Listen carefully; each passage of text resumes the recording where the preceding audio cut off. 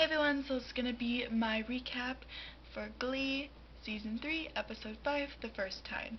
I know it's been a couple days and I was supposed to do this video like yesterday, even Tuesday night, but I'm lazy. So if this video is long, I'm sorry. I feel like I won't flail as much. Maybe it's because I was expecting more of certain things, and I'll get into that, but I mean, it was a great episode, but I'll discuss whatnot. By the way, I probably won't do a spoiler video this week, so sorry. Um, Anyways, so for the first time, the play is going on, and I liked that they incorporated the scenes with the musical numbers, um, like A Boy Like That, and One Hand, One Heart. Um, that was cool. I liked how they did that.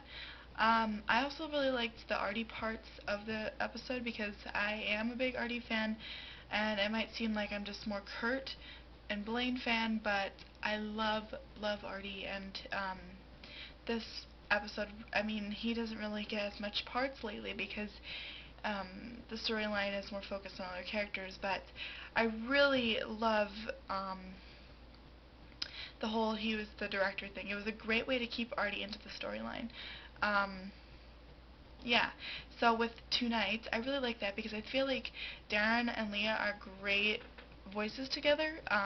They could be like Disney princess and prince like voices on a movie.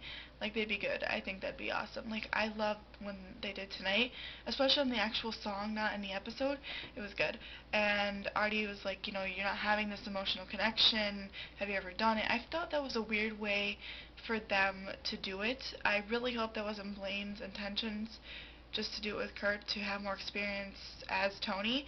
I know, he still loved Kurt. I'm not going to say that he only did it for that, but I hope that wasn't like the trigger starting point there.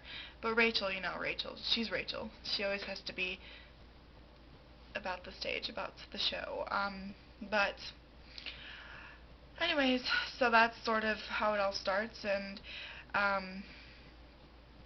I don't remember much besides the Klaine part, so I'll try to remember some of the other things, like meeting Sebastian and the Warblers. My sister is obsessed with Uptown Girl. She loves Nick Warbler, so I've had to watch that part a million times. Whenever I rewatched the first time on my computer, oh, you like my background? It's Kurt and Blaine. You see that? You probably can't see it very well. But yeah, whenever I rewatched the episode, I skipped Uptown Girl because I never fell in love with the song. It's a good song, but I never got obsessed with it like Kel, but my sister does a great impression of Sebastian, so that's always funny. But I mean, it's a good song. I was very happy the Warblers are back, and that Nick got to sing a solo. I don't love his voice. It's a very good voice. I don't personally like it. I mean, love it, I should say. It was still good, just not my favorite Warbler song. I love that they came back, and I love that they miss Blaine. That's so adorable. And once a Warbler, always a Warbler. I don't like Sebastian, and a lot of people would agree with me. Hopefully. They say he's very much like Santana. He sets his eyes on something and he goes for it. But as a biased Klaine fan, I don't want him breaking them up, and I know he won't because Klaine is stronger than just Sebastian's intentions, but I don't know why people love his character. I think that's weird. Grant, who plays Sebastian, he's awesome. He's a great guy, but I cannot stand Sebastian, and he's gonna be back in episode 8, I believe, when the Warblers coming back again. So, yay. So the whole scenes with him flirting with Blaine and sex on a stick and calling him super hot, and it was so awkward for Blaine because he obviously doesn't have to deal with that. And I think that was a great contrast to Blaine being very more confident with Kurt, such as the scene in Blaine's bedroom where Kurt was asking. That's one of my favorite scenes ever in the whole episode. I think the music with Blaine dancing in his bedroom, I don't know, his movements is just and then Kurt is staring at him with lustful eyes on the bed, just going, oh my god, I want to rip his clothes off.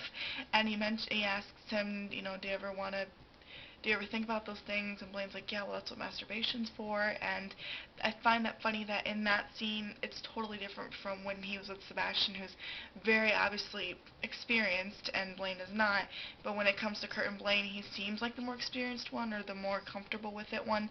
So I think that was a good, funny contrast to how he's totally different with Sebastian. But I don't mind the freaking hair on my face. I freaking hate the stupid eyeball thing. It still has yet to go away all the way. But anyways, I just want to mention that. Yeah, so the Blaine bedroom scene was, I think his bedroom is so funny because he's like so old-fashioned. I feel like Blaine was meant to be born in the 1950s.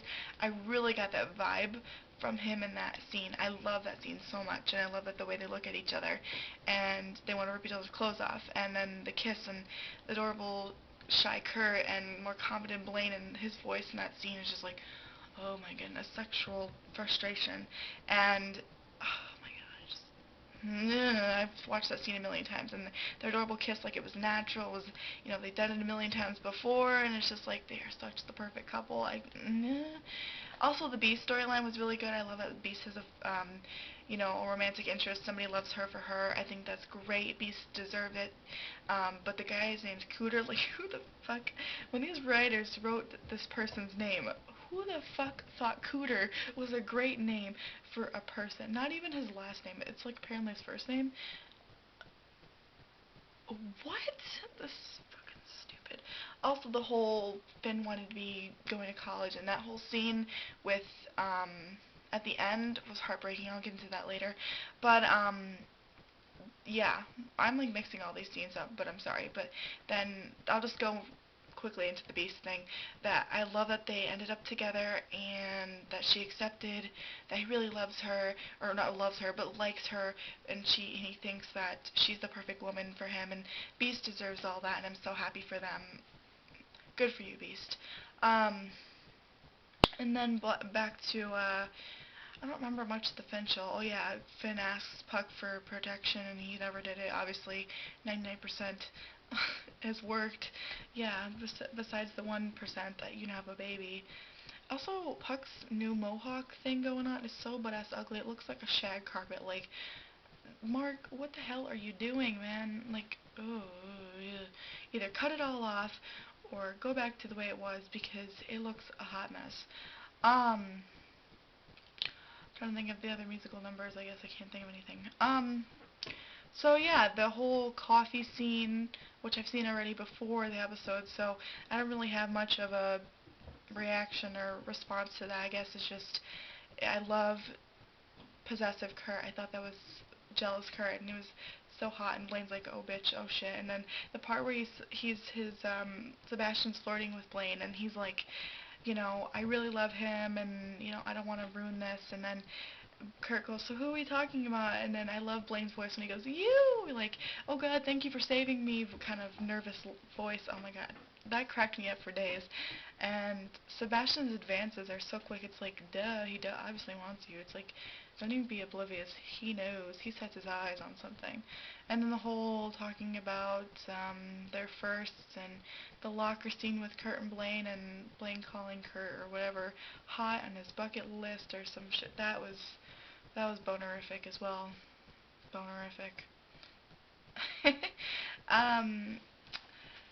Yeah, and then the Finchel scenes where she wanted to get it on with him because she wanted more experience as Maria, and he didn't like that. I love that about Finn.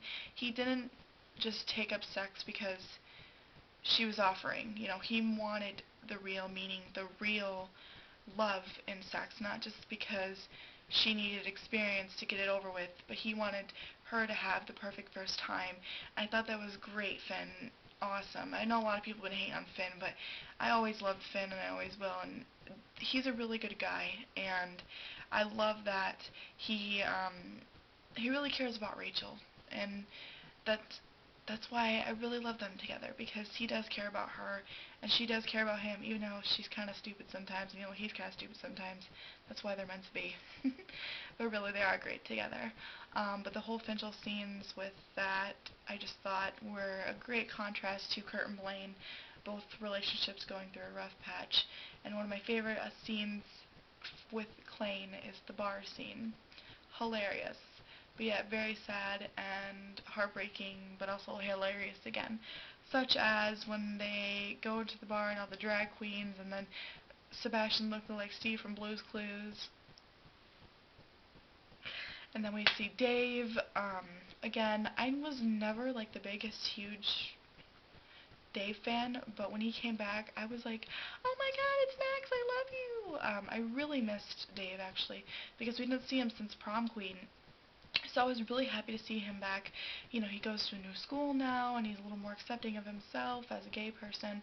I love that, and I really seriously wish that we would see Dave again. The newer, improved, more accepting of himself. And, you know, Kurt, you know, he's obviously not 100% over it, but he's happy for Dave that he's coming to terms with it, even if it's baby steps, as they said. And then once he sees Blaine, you know, they both want it in that club. Blaine and Kurt, like, you can see, even though Kurt's not drunk and Blaine is, and, so he's like, you know, bitch, you ain't gonna be taking my man. So he goes up and just do his little shashang with Blaine. That was fucking cute. And then he gives that bitch look to Sebastian. He's like, and then goes that was one of my favorite parts too. And then Blaine drunk, and they're going into the car, and the whole trying to make out. They cut the whole makeout scene, because apparently you can even see in the scene that Blaine's lips are all red and swollen and sore, and look like they've been making out for hours, and we never got to see that. But you know, he still wanted to get with Kurt, and Kurt's all uncomfortable. Like, I mean, I think he does want to do it with Blaine, obviously, even at that point, even before all the other scenes after that, but you know, he wants it to be special, and I think Blaine does too, but you know, with the intent, with the idea of, you know, he has to do it quick before the show, before West Side Story is performed, or, you know, because of Sebastian's thoughts maybe put inside his head, you know, he wants just to get it over with too. But I know, we all know that even Rachel and Blaine, they both want to do it on a special way, not just because of the play, but, you know, them being naive, and they were just being really stupid. But we know that Blaine wanted a special time too. He wasn't trying to push Kurt all the way, I guess you could say. He was just, it's not an excuse to be drunk, but, you know, I think they both had better intentions, both Rachel and Blaine, with Finn and Kurt. Yeah, I hate when people say, well, Blaine just did it because he just wants to do it because he's horny, blah, blah, blah. No, he legit loves Kurt, and he even proves it all the time. That was just a mistake. And I really like to see more background for Blaine. That was my phone, sorry. Why does he always have to get drunk? I really love to see that storyline, like, what's his purpose? Why is he always trying to get rid of the problems in his brain, you know? So, you know, they argue, and they have their first big fight, and Blaine walks home, and Kurt's upset, and, I'm trying to think of the other scenes. America was great with Rory's accent. Mount went oh in. I think that they all sounded good. The rest of them sounded really nice, and Mike did awesome. Oh my god, Mike's dad is such a fucking asshole. I almost cried with that scene, and oh my god, Mike Chang appreciation life right here. I love Mike Chang. But yeah, that scene was really sad, and then his mom comes to see him at the play, and America was great, and Santana sounded amazing, and it's just a fun number. And my favorite scene before they do One Hand, One Heart is, well, also the Artie speech, that was amazing too, but was the apology from Blaine at the auditorium. That was amazing. It really proved that they are strong, and Sebastian means nothing to Blaine, and Kurt is proud of him. That part where he says, I was so proud to be with you, when he saw Blaine on stage, and Blaine was like, I hope so, I want you to be. I teared up so bad, because Blaine is like my spirit animal. You know, I can understand his pain and wanting the acceptance from his own boyfriend. It was an amazing scene, and they kissed, and it was so adorable and sexy and amazing.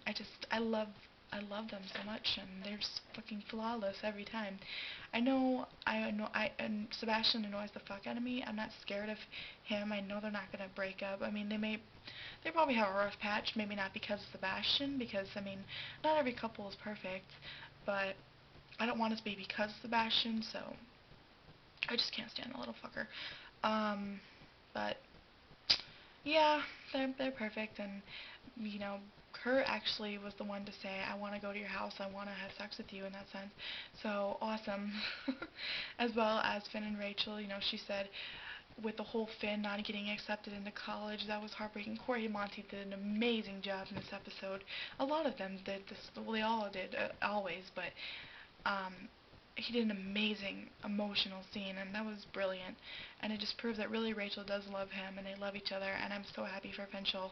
But then One Hand, One Heart, and we see the two couples finally do it, and a lot of people say, well, why didn't Klaine, you know, why were they clothed, why didn't they kiss, why didn't we see them rolling around, and, you know, that was maybe Glee's intention at first, but they realized maybe they wanted to just make love, not fuck, you know, because Finchel, they didn't do that really much either in the bed either. So I love that they did the, as Jim Cantello says, soft.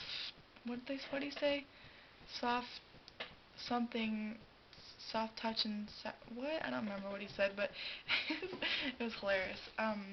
So yeah, it was much more making love, embracing the love. It was, even my mom said, because she saw that scene, it was very tastefully done. I love that we saw, you know, Kurt and Blaine just close together, and it was beautiful and touching. And the One Hand, One Heart, I get crying tears all the time because they sounded amazing, not only with the contrast of on the show, but then we saw them with their true loves, their One Hand, One Heart, right there. It was, I don't want to say cheesy, but it was perfect, and it was amazing, as always. I think Glee did a great job with keeping the equality between not only just the heterosexual couple, but the same-sex couple, too. They really proved that Klaine is strong and definitely one of the biggest couples of the show. Also, the Tina storyline about her losing her virginity, that was beautiful, too, and proved that that Tina and Mike are really great together, too. I hope they have beautiful Asian babies and live happily ever after, because they're just amazing, and I'm really glad they kind of addressed it, because when I heard about that Tina wasn't a virgin anymore, like, she got short-ended, like, she doesn't get any storyline. I really want Tina to have more storyline. Come on, Glee. So, overall, amazing episode. I kind of was expecting more with the ending scene, because I was going to show, like, my reactions to the scenes, but, you know, I was kind of like, my face, like, at first with that scene, I was like, that's it? Like, that was it. But once I rewatched it, I sort of more appreciated it.